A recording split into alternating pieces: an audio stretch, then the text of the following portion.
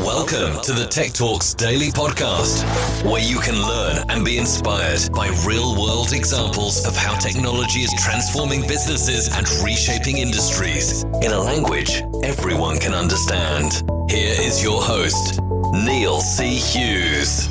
Welcome back to the Tech Talks Daily Podcast, where every day I try to provide you all with a more positive narrative to what you're seeing on your TVs and news feeds. And today, I'm excited to get Felix Peterson from Spin onto the podcast. Now, if you don't know, Spin is the Micromobility arm of Ford, which is already operating in cities across the US and also recently launched its first service in Germany and expanding across Europe. And what stands out for me is that the company prides itself on putting riders' safety first and also working closely with local governments and scaling its fleet responsibly by working with them. So as the company expands across Europe and also recently launched in the UK, I wanted to take a few moments to learn more about how technology is enabling Micromobility to deliver a convenient, clean and cost-effective travel choice instead of buying a car or using a ride-hailing service that just adds to the problem of increasing congestion and pollution. We got a lot to talk about today, so buckle up and hold on tight because I'm going to beam your ears all the way to Berlin so we can speak with Felix Peterson from Spin. So a massive warm welcome to the show, Felix. Can you tell the listeners a little about who you are and what you do? Hi, thanks for having me. My name's Felix Peterson. I'm the head of Europe for Spin, a micromobility company, a fully owned daughter of Ford Motor Company. And I've been basically working in tech and startups for the last 20 years. Always super excited about mobility and urban planning. I had a couple of startups in that area, and now, running Spin. I've basically been bitten by the scooter bug about 2 years ago when I first tried one, and it was just so brilliantly simple and fun to use that it was a bit of an iPhone moment for me. So I thought this will play an important part in the future of our city. So I went all in and got excited about it. And now here I am. Excellent. And I must admit, I know all about Spin, and obviously I've seen the scooters there, but I didn't know, I must be honest, that it was the micromobility arm of Ford, and also that it's been operating in cities across the US and recently launched your service in Germany too. But for people tuning in and hearing about Spin for the first time, can you just set the scene and tell our international audience a little bit more about what you guys are doing there? Yeah, absolutely. So Spin started out in 2016, originally as a bike with a bike sharing scheme, and then when these new kinds of vehicles became available, quickly pivoted into scooters, and it was also acquired by Ford. So this is a big difference to other companies in this space who are venture capital driven at this point. And since we're a fully owned subsidiary of Ford, I think we have a bit of a more long-term perspective on things. And of course, it's super exciting also to mix the different mobility modes and be part of Ford Mobility. We do operate like a startup though, so we're very agile and sort of form our own group. So yeah, like you mentioned, we've started in the US, expanded there relatively quickly over the last 2 years. There's a lot of college campuses that we're serving, and then also pretty much every smaller and larger US town. So at cities, we're in around 60 markets. And then this year we started expanding into Europe. So first Germany, which we launched in early June, in the sort of the west side of Germany, the western part of Germany, Cologne and Ruhrgebiet, Dortmund, Essen, that area. And then, as you're well aware, last week we were the first to start a e-scooter trial in the UK as part of these expedited e-scooter trials at scale. So we launched in Milton Keynes and already been operating there for almost a week now. Tomorrow it's going to be a week. So super exciting. Going to love diving into that UK launch in a few moments and learning more about how that was received. But when you first came out, I remember Spin was once considered to be almost an underdog in the micromobility space against other competitors that a lot of people will know, especially in the US, such as Lime and Bird. But that seemed to change when you were sold to Ford. So I'm curious, how much has changed since that acquisition, and how is it helping you? Yeah, I mean, it's helped a lot because it gives us a long-term perspective, and we're not just chasing the next financing round. It seems when these scooters came out, everybody kind of tried to apply the Uber playbook, so to speak. So, grab as much land as you can, put as many scooters on the street as possible. Sometimes, without the explicit consent of the cities. And that was never our approach, right? We knew that this business is something that is it is more regulated already and will be more regulated in the future. And we've had this city partnership promise from the beginning, where we said we're not going to launch in cities where we don't have the explicit consent and where we haven't talked through all the details with the city and have an explicit agreement. So we've grew a bit slower in the beginning, but then that sort of slow and steady brought us a lot of exclusive markets, a lot of limited vendor permits, and also these smaller college markets that are privately run, where they just basically choose the best operator, right? They want the best service, they want the best and most responsible operator on their campus. So that's why last year we really started catching up. And like you said, people really started taking notice. Because if you're a good partner of the city and they see you run a good service, and there's a couple of things we really do different, I can go into in a minute.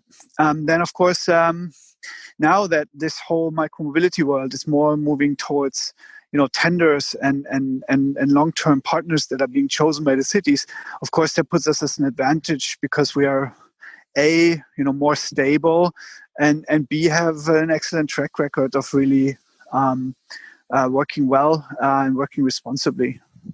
So that's been that's helped us tremendously in the last year.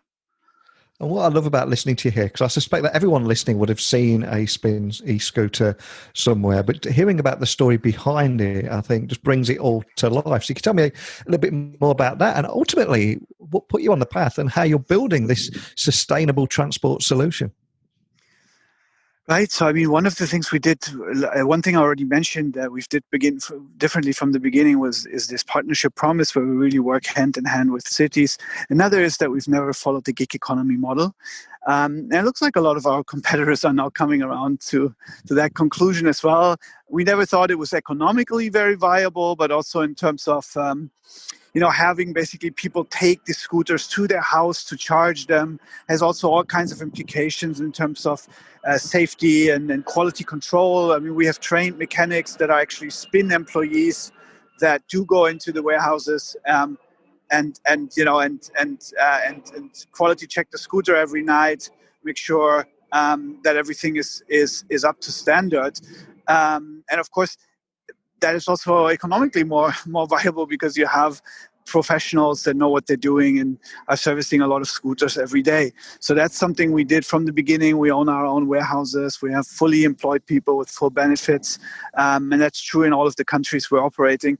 So that was I think that was a big difference. Then we've also been extremely open from the beginning in terms of new technologies. So if there is something that can make it better, to integrate scooters into city planning and city life, whether that's geofencing technology or these Spin hubs that we're using, which are basically charging stations that make for a more orderly operation.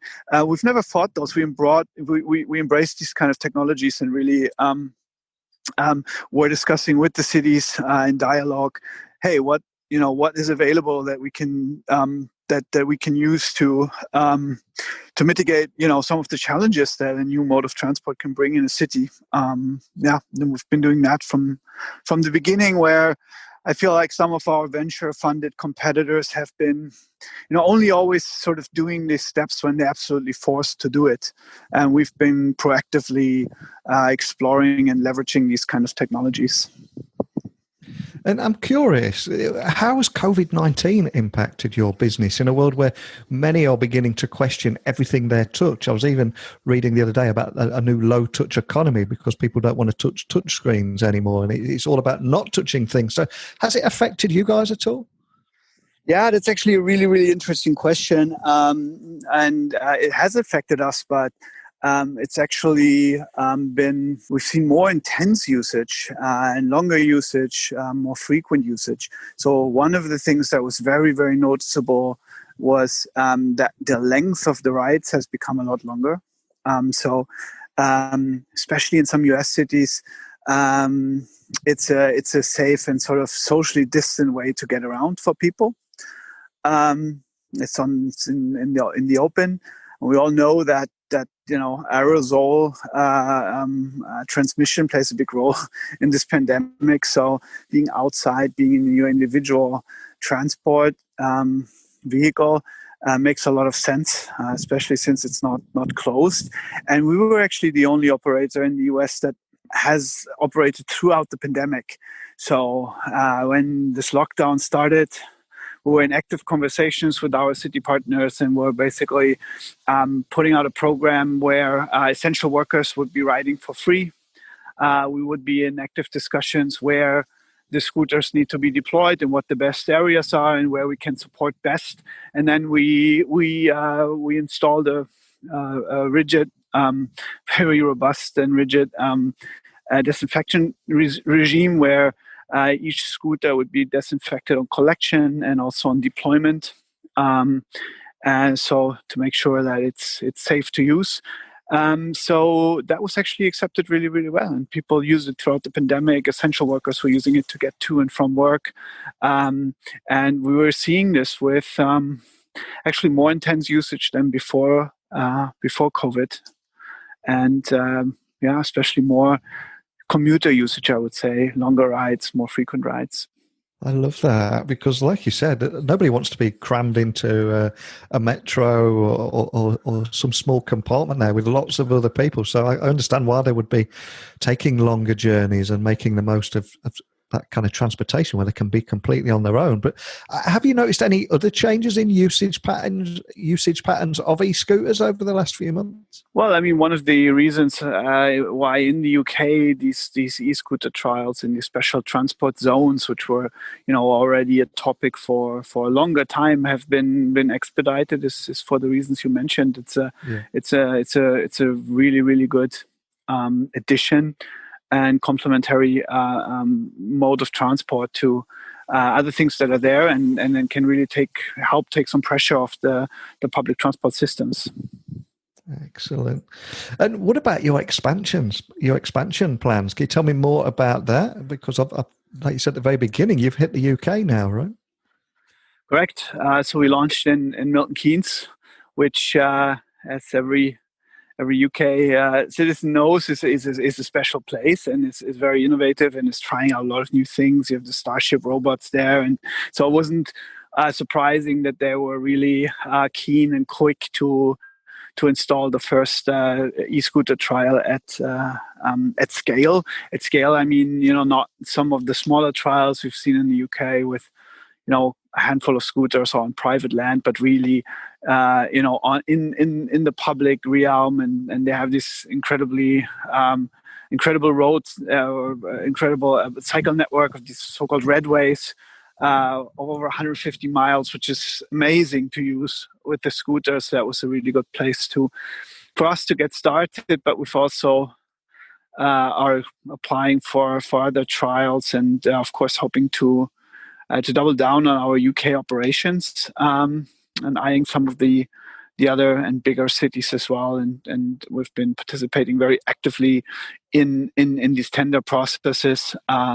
It's been very quick turnaround now from the Department for Transport, and also like in the case of London, Transport for London really figuring out a pen borrow scheme, and this is something that now is going really, really quickly.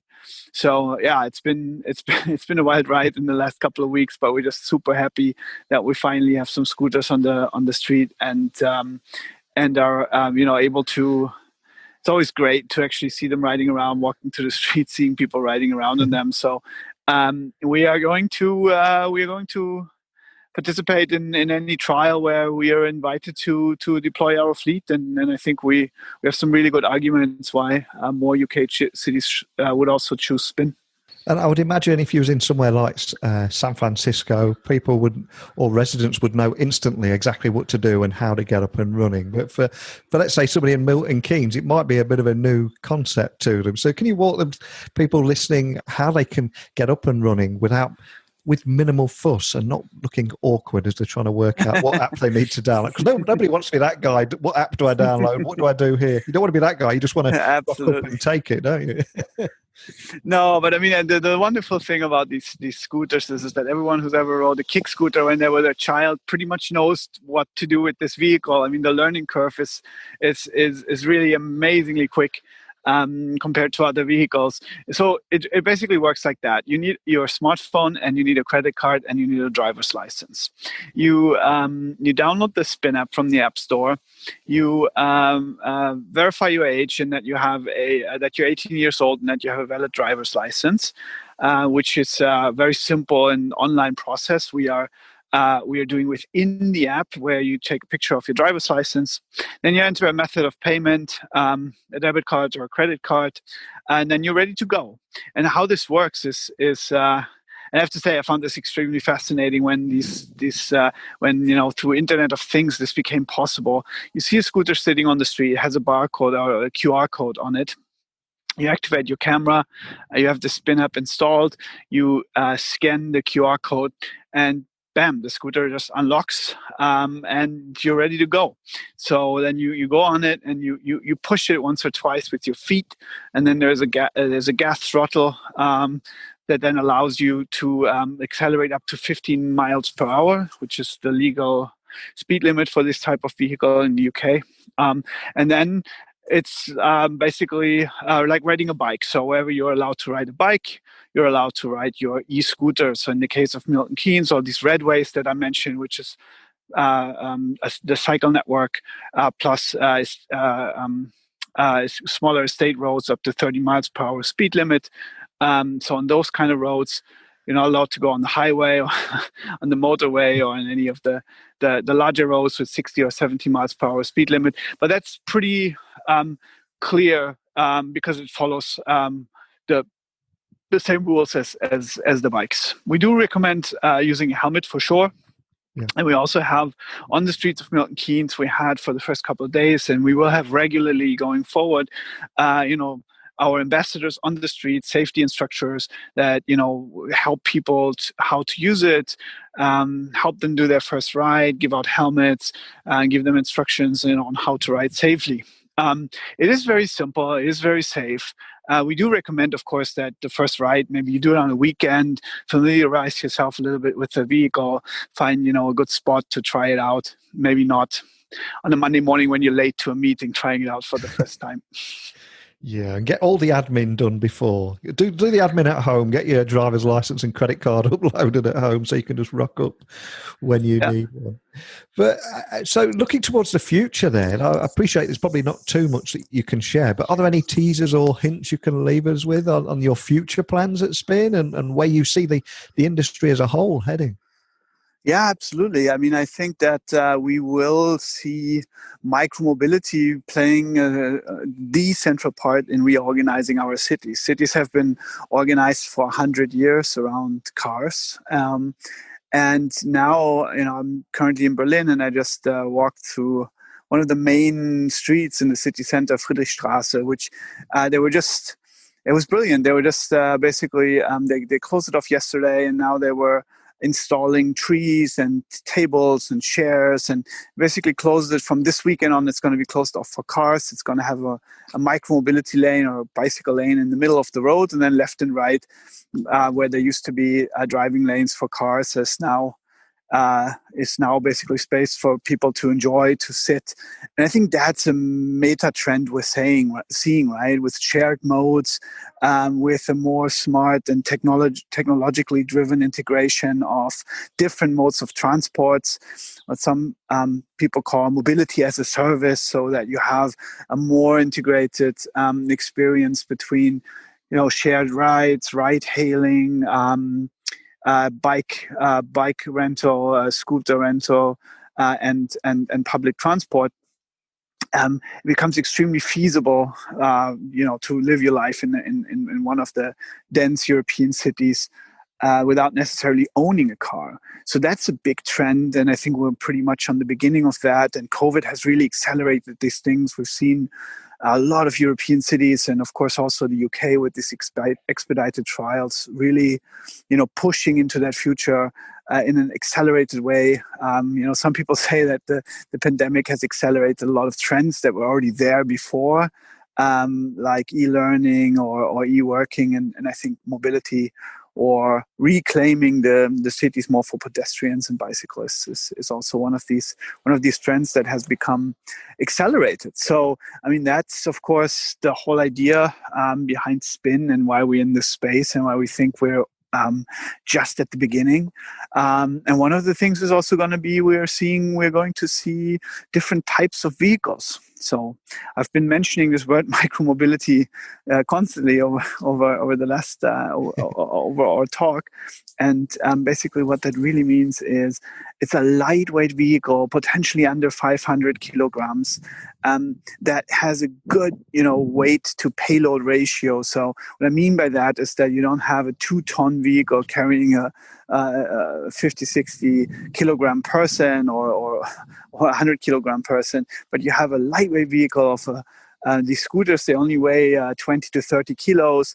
But of course, we could think about electric cargo bikes. We can think about 2-wheel, 3-wheel, 4-wheel variants, with a roof, without a roof, something that works also in UK weather, when you have to bring your 2 kids to school. So I think, we're seeing more of a suite of solutions that will basically take care of all of your mobility needs. And I think that's where we are going as well. So it's by no means just about the scooters. It's about giving everyone a solution to take care of all the everyday mobility needs, and that's where we're heading as well. So we're gonna see next year a bunch of new and interesting form factors coming out, and we're also going to keep expanding internationally. We're already looking at the next 1 or 2 countries.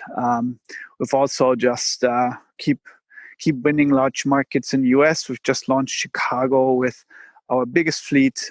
So the US is also developing still, and there are still new markets being added there. New York, of course, is a big topic since they don't have scooters yet. But there are also other countries like the UK until recently where they have not completely made up their mind how to regulate it and how it should work. So there are still even some markets in Europe where we're just at the beginning. So all of this is really just the beginning. In technology, as you know, it's timing. It's always the thing that's hard to get right. And when you're really excited about something and really involved in something, and you always tend to, overestimate how quickly it goes. So you think we're already this e-scooter thing is already not it's already old news. But then you realize, like, wow, we're just at the beginning. Like with mobile internet, it was on the phones for a long time, but then when everyone's really started having it, and that changed again then the dynamic of the kind of services that were viable, or the kind of startups that were being built. And I think with urban mobility, we're also just on that point where things are possible technologically, but they haven't disseminated it completely across every city or across culture. And that's what we're really excited about at Spin. Fantastic. I love chatting with you today. For people listening that want to find out more information, maybe watch a video on your website or download the app before going and checking one out. Can you just point them in the direction of doing that?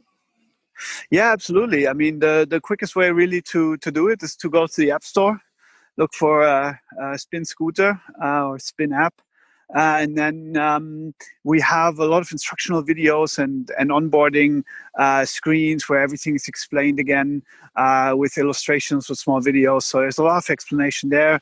I also recommend going to our blog if you are interested in sort of more the vision of micromobility and where Spin is heading and following where we might be coming next, which city near you. But yeah, really just installing the app when you have a scooter nearby and try it for yourself. I think that's the best way to experience this. Fantastic. And one of the things I always try and do on this podcast, I think we have quite a negative narrative out there, especially around technology. And what I love doing is sharing stories like yours that are actually making a difference to our future and creating positive change. And the fact that you're using technology to offer a convenient, clean and cost-effective travel choice instead of the old way of buying a car or a ride-hailing service that's just going to increase congestion and pollution. And I just love your different take on this. I wish you the best of luck for the future. When you begin to expand it even further, I'd love to get you back on here and talk about this some more. But more than anything, just thanks for joining me today. Absolutely. Well, thanks for having me. And I love to come back on and keep your listeners in the loop of where Spin is going. Thanks a lot.